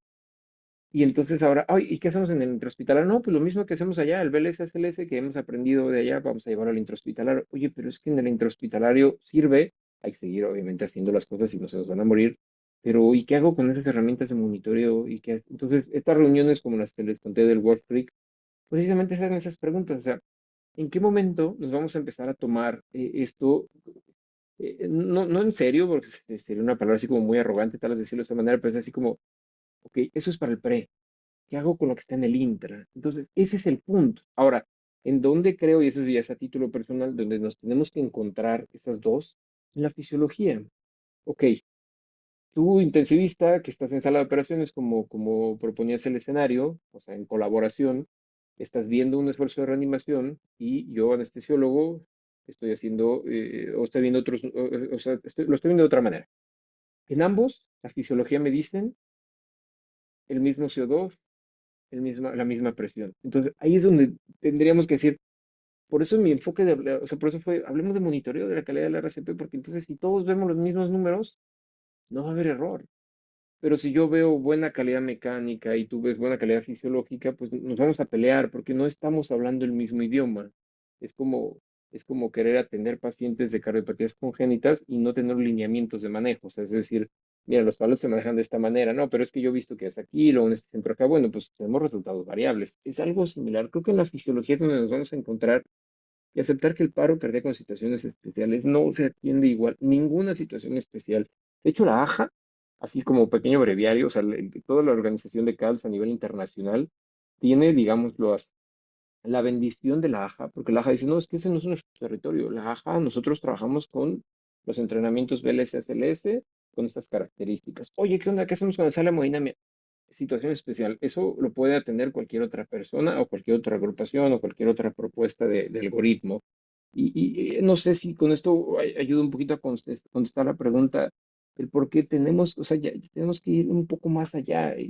Bueno, ustedes como auditorio, que son personas muy bien preparadas, pues es donde hay que sembrar esto, pues porque son las personas que están preparadas para empezar a generar un cambio con todos los conocimientos y preparaciones y oportunidades que tienen en este tipo de pacientes, para que espero no les suceda.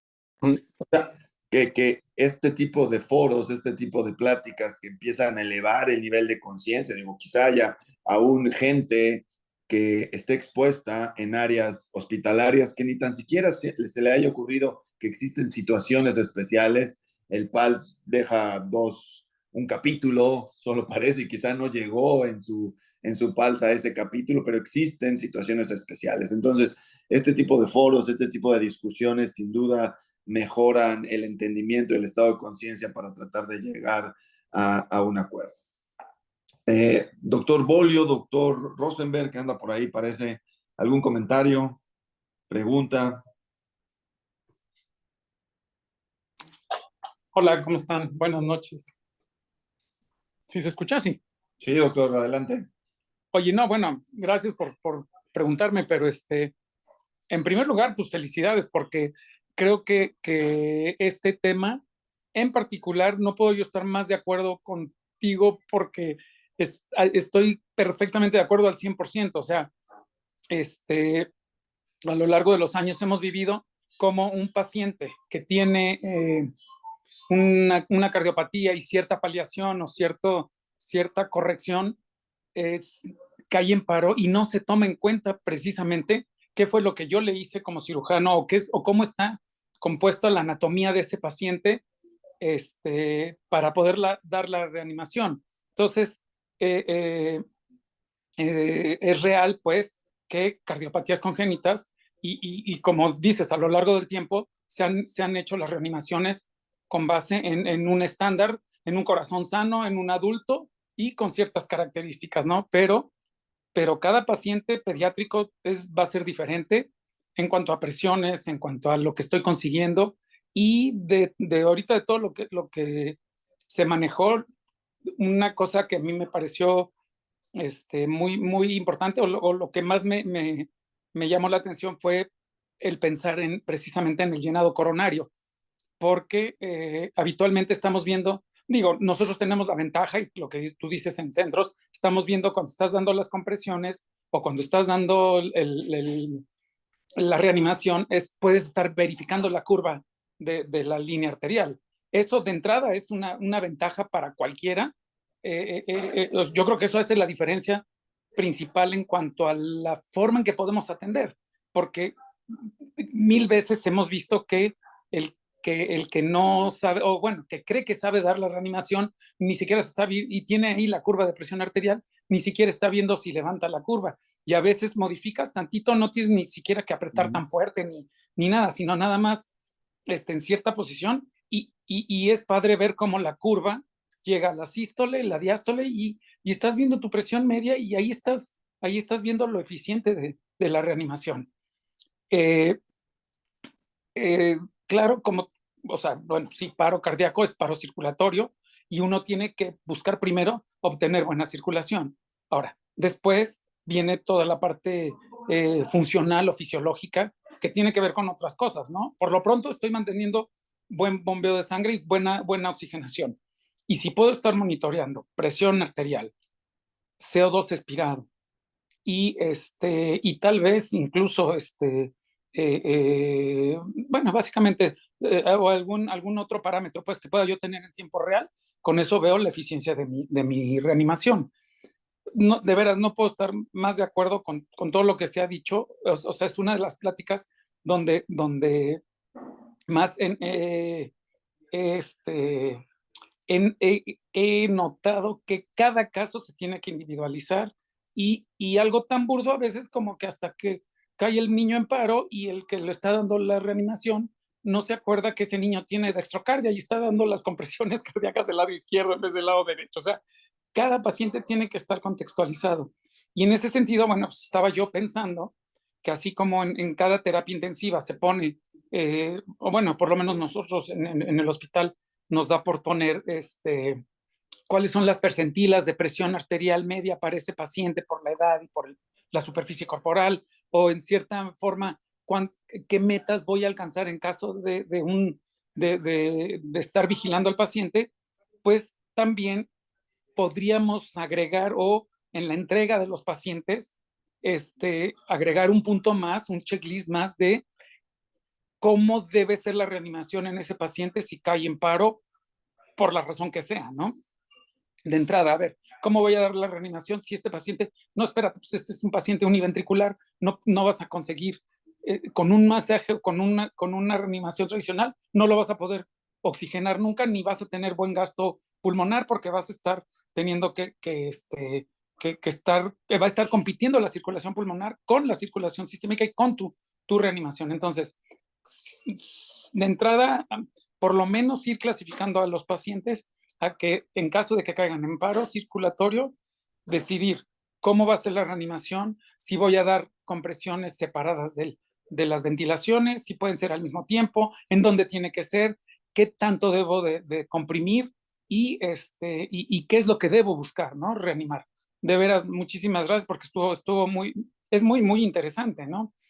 Y bueno, ya nomás para concretar, y a lo mejor a razón de que se ofenda gente, alguien, quien mejor va a comprender, o bueno, a lo mejor yo estoy hablando por mí mismo, pero quien mejor comprende cómo voy a hacer eso, pues es el que lo vio cómo estaba por dentro. Yo sé como cirujano dónde están las conexiones, dónde puse el tubo, dónde puse la fístula, dónde entonces tengo esa imagen en la cabeza y si el paciente cae en paro circulatorio, pues yo sé cómo dar la reanimación. Y vuelvo a lo mismo, ¿no? A veces ni siquiera es seguir la técnica que dicen ahí, sino nada más sé que tengo que comprimir en cierta parte del tórax del bebé y ahí voy a conseguir una buena perfusión, ¿no? Pero no, pues no, muchísimas gracias, no puedo más decir más, ¿no? Gracias, doctor Bolli. Me encantó eso del checklist, que quizá no sea solo para la entrega de terapia. Podríamos planearlo desde antes de que el paciente entre a cirugía. Este paciente es un falot. Si cae en paro antes de la cirugía, esta va a ser el objetivo y el monitoreo de la reanimación. Si cae en paro después de la cirugía, ya corregido, este es un univentricular con Glenn o todavía no operado, univentricular con Glenn y le acaban de hacer el Fontan. Muy específico y me encantó la idea, doctor. Sí. Doctora María, tiene levantada la mano, con toda confianza, adelante. Hola, soy la doctora Majo Pagán. Pues parte Majo. ya me ganó el doctor Bolio, pero sí, individualizar, efectivamente el cirujano es el que mejor podría comprimir en cualquiera de los casos porque sabe cómo está en los posoperados o en el operado, ¿no? Pero mucho también de lo que nosotros vemos en anestesio, por ejemplo, cuando salimos de bomba o en la inducción, muchos de nosotros podemos decir, este paciente me va a caer en paro, ¿no? Y es parte de lo que decía Rafa, que me encantan sus pláticas siempre, no entender el QPQS, ¿no? Entonces ya sabemos, empieza a bajar el CO2, pero la frecuencia cardíaca es adecuada, entonces hay un problema en el QP, ¿no? Y esas cosas también poco a poco, tomando estos cursos, yo cada vez que puedo veo una plática del doctor Rafa, si hace cursos, tomo los cursos, siempre hay cosas nuevas y es eso, ¿no? Adelantarnos a lo que puede estar pasando en estos pacientes, sobre todo que son tan complejos en una salida de bomba compleja, adelantarnos a la fisiología que ya tenemos en mente, como dicen, y es una excelente idea esto de salir a una terapia con metas ya específicas, porque muchas veces los intensivistas no saben todo lo que pasamos, ¿no? Y entonces se les hace muy complicado entendernos, o sea, ¿por qué esas metas, no? Y pues explicarles en sentido del cirujano, la cirugía que hizo, las conexiones y las complicaciones que el anestesiólogo tuvo durante el procedimiento o la salida de bomba, con las metas específicas para cada paciente. Eso creo que lo vamos a agregar todos a nuestro checklist de salida a terapia. Muchas felicidades y gracias.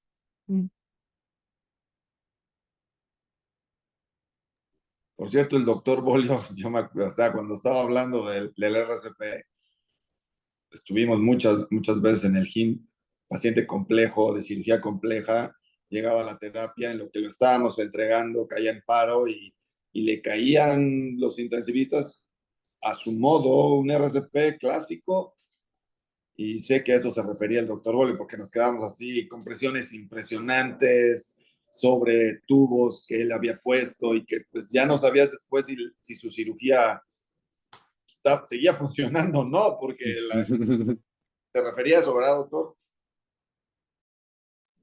Sí, no, bueno, sí, pues, en parte a eso. Incluso,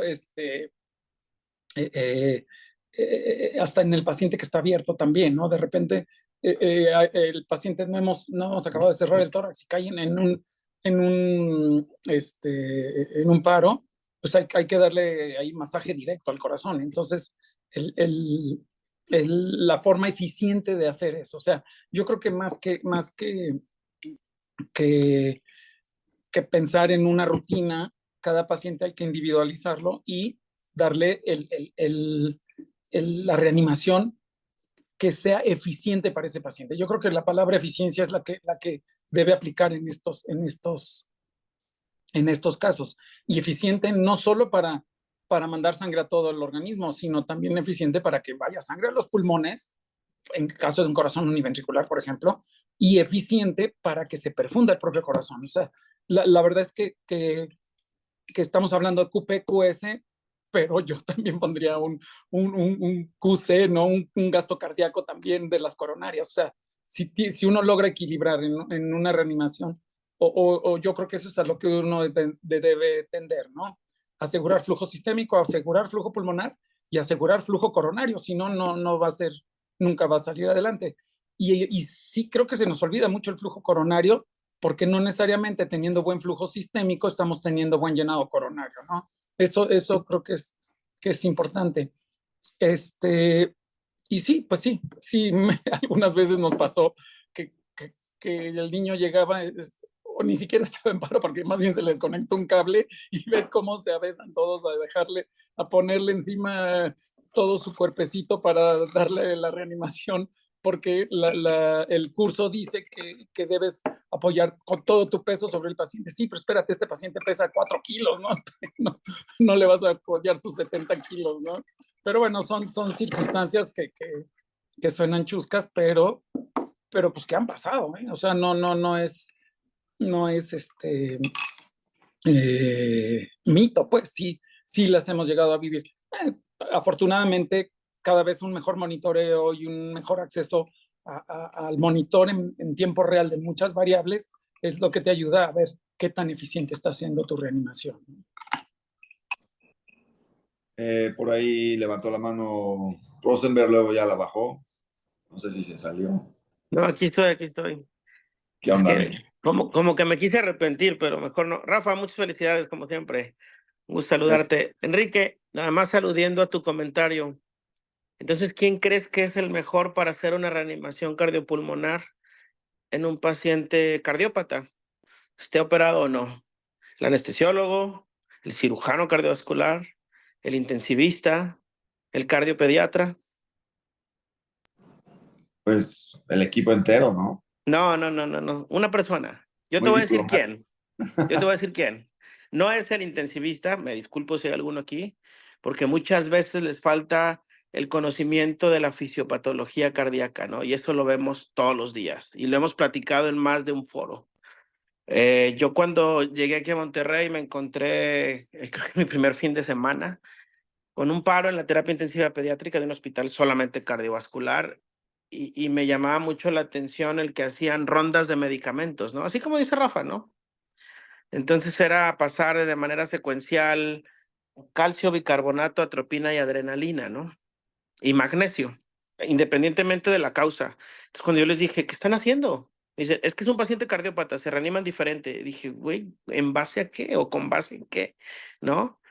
Entonces, a fin de cuentas, creo que todos debemos o concluimos eh, que los escenarios especiales o específicos existen, ¿no?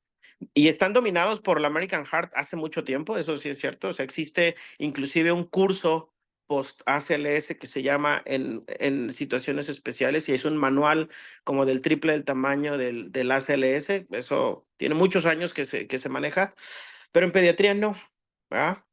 Y así como decimos también los que vemos niños, que el paciente congénito cardíaco es mucho más complejo que el paciente cardiópata adulto, porque básicamente nos preocupamos por el arreglo fisiológico de esa cardiopatía y no nada más estructural, pues es la misma manera en la cual nosotros debemos de guiar cualquier tipo de reanimación, y no solamente es ya se paró y a dónde quiero llegar, sino el niño está grave, el destino final es un paro cardíaco. ¿Qué tengo que hacer para mejorar eso? Y no hay otra manera más que pensar en fisiología y en fisiopatología, ¿no? Es decir, si nosotros no estamos plenamente convencidos del origen de la falla en este paciente, mucho menos vamos a saber lo que tenemos que hacer, uno, para prevenir el desenlace fatal, o dos, para tratar de resolverlo una vez que la complicación más crítica, que es el paro cardíaco, ya se presentó. Entonces, ha sido un triste debate a lo largo del tiempo. Por eso te preguntaba al inicio, ¿no? Con toda la intención, el saber quién puede, quién sabe, quién no. Lo peor del caso es que la gente cree saber, ¿no? Y dejamos de lado eh, esto que es una máxima en el caso de las cardiopatías congénitas, que es saber fisiopatología. Obviamente, dominar fisiología y saber fisiopatología. Si nosotros adolecemos de eso, no vamos a llegar a ningún lado en el manejo de estos pacientes. Y me refiero en general, o sea, desde el entorno quirúrgico, desde el entorno de hemodinamia, desde el cuidado en piso o en terapia intensiva, hasta la consecuencia más grave de la falla de esto, que es un paro cardíaco, ¿no? Entonces, no nada más es pensar en la fisiología aplicada al RCP, sino la fisiología aplicada al tratamiento de nuestros pacientes, ¿no? Y muy específicamente, pues a lo que nosotros nos dedicamos, ¿no? Y nada más. Gracias. Gracias, Rosenberg. ¿Alguien más, doctor Oye, Bolio? bueno, no, y yo agregaría, además, mucha gente cree, o sea, cree que sabe lo que está haciendo, pero además, Rosenberg, hay gente que no solo cree que sabe lo que está haciendo y que también cree que es el único que sabe lo que está haciendo. Entonces, el otro problema viene un poco más allá, cuando cree que el otro no sabe lo que debe de hacer, cuando es el que conoce mejor a ese paciente, ¿no? Entonces, creo que finalmente, pues la respuesta de Enrique es que es la original, todos, porque todos tienen que saber opinar y todos tienen una opinión importante, o sea, su punto de vista tiene que ser tomado en cuenta y decir en ese momento, este niño se debe reanimar así por esto y por esto y por esto y por esto. O sea, el anestesiólogo que estuvo, pues, reanímenlo así porque, o en caso de cualquier cosa, se reanima así porque me costó mucho trabajo tal cosa durante el transoperatorio, o porque tuvo, no sé, la ventilación me costó trabajo porque tiene mala vía aérea, el cirujano así porque me quedó un poquito angulado aquí o porque se fue para tal lugar o en tal sitio quedó la fístula y bueno, cada quien tiene su opinión y la razón por la cual tiene que ser de una u otra forma esa reanimación en caso de que se dé, ¿no? Lo ideal sería que no se tuviera que reanimar el paciente, ¿no? Pero bueno, estamos hablando de el paciente que se tiene que reanimar. No, y que no hemos hablado de algo que ya yo creo que nos estamos extendiendo y que Rafa yo creo que está de acuerdo conmigo, que es, no tendríamos que llegar al evento de paro para estar discutiendo quién tiene la razón, Claro. quién conoce más la fisiología, ¿no? Un punto importante es simulación, ponerse de acuerdo, entrenar escenarios previos, advertidos, para que cuando ya vea el real, ya todos tomemos una posición de liderazgo que nos corresponde y decir, yo voy a hacer esto, usted va a hacer el otro, este otro va a ser otro, en este caso en específico, que eso es algo que tampoco completamos y no entrenamos en esta simulación, ¿no? Sí, de hecho, respecto a ese comentario me gustaría agregar algo y es que eh, estudiando justamente, buscando así como que yo le llamaba así como que el hilo negro de la reanimación y pues no lo encuentro, pero lo que he descubierto es que lo que sirve para que la gente no se muera no son cosas complejas, es coreografía y ergonomía de la reanimación. Entonces, lo que tú acabas de decir es, a ver, vamos a practicar qué pasa si caemos en paro, pero eso de vamos a practicar no es cada 2 años, sino es, de hecho, eso ya está estudiado con evidencia del programa Pedir Rescue, 10 minutos cada semana. A ver, agarra tu equipo con el que trabajes y 10 minutos, ¿qué pasa si caen paro? ¿Dónde pondríamos el desfibrilador? ¿Cómo daríamos RCP? ¿Quién se acomodaría en cada lugar? Eso, que es coreografía del RCP, es lo que salva vidas. O sea, todo esto de monitoreo fisiológico, por eso desde un inicio dije, este es un enfoque a ustedes altamente especializados, pero obviamente esto es un mensaje para unos cuantos, pero para todos nos serviría tener coreografía del RCP, o sea, saber cómo nos vamos a acomodar. Eso es lo que verdaderamente salva vidas. Cualquier otra cosa compleja, mientras dejemos esto, no va a funcionar. Se van a morir los pacientes. Practiquemos 10 minutos cada semana, es lo que dice la evidencia.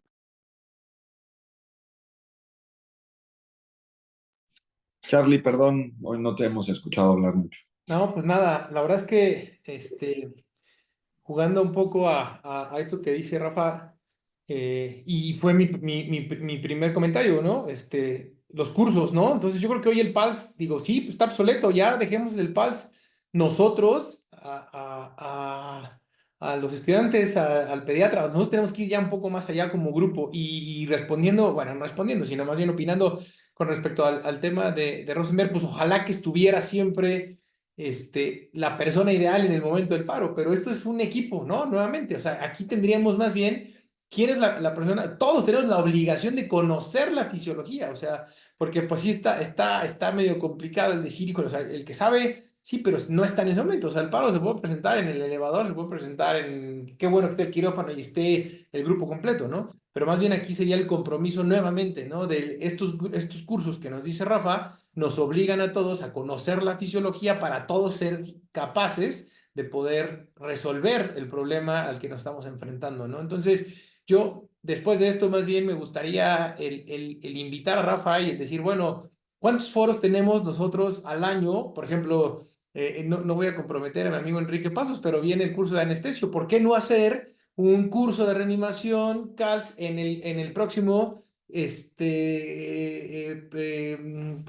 el próximo curso que tienen de anestesia en el GIM? Y entonces ahora viene el congreso de la MEC, y ¿por qué no entonces a todos los que vemos cardiopatías congénitas tenemos un curso? ¿Por qué? Porque a final de cuentas creo que eso es lo que es necesario ya en la actualidad, ¿no? No, bueno, Charlie, me hace sentir mal porque Rafa, el año pasado, uno de los talleres más ocurridos lo dio ya en mi curso que presenté en el GIM y este año ya lo comprometí y también se va a repetir este taller. Ahora lo vamos a hacer en el centro de simulación del ABC y ahí vamos a hacer el taller de CALS, que es de reanimación en sala de operaciones. Perfecto. Bueno, pues me avisan para inscribirme, por favor. No, yo creo que eso es lo que a mí me gustaría. La verdad es que tenemos nosotros o participamos en muchos foros donde esto es necesario y pues yo me quedo con eso, ¿no? Definitivamente estamos obligados y estos foros precisamente nos sirven para comprometernos y para que hoy seguramente a más de uno se nos metió ahí la cosquillita de decir, híjole, yo quiero empaparme más de esto, quiero ser el experto en esto, porque a final de cuentas el objetivo va a seguir siendo el mismo, ¿no? Los niños, ¿no? Los niños y los niños graves y las cardiopatías congénitas. Entonces, ojalá existan estos cursos ya de manera un poquito pues no sé si forzada o regulares, ¿no? Dentro de los múltiples foros que nosotros estamos, para poder seguir siendo, los que llevemos la batuta en los niños con cardiopatías congénitas. Rafa, muchísimas gracias, amigo. La verdad es que esto siempre va a dar para mucho y ojalá que pronto te volvamos a tener aquí. Quique, ¿algo más, Rafa, con lo que quieran terminar?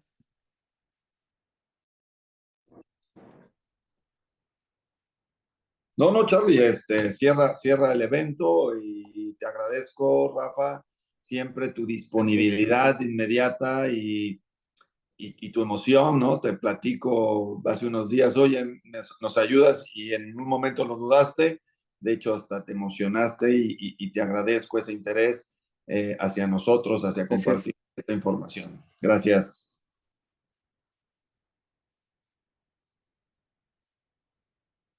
Rafa, pues nada, amigo, muy buenas noches, muchas gracias. ¿Algo con lo que quieras terminar? No, pues agradecerles. finalmente la tarea, como bien dijo Pasos, es elevar la conciencia de todos estos conceptos y pues creo que esta es una buena labor de tratar de compartirlo. Entonces les agradezco muchísimo y espero poder seguir colaborando con ustedes. Muchísimas gracias.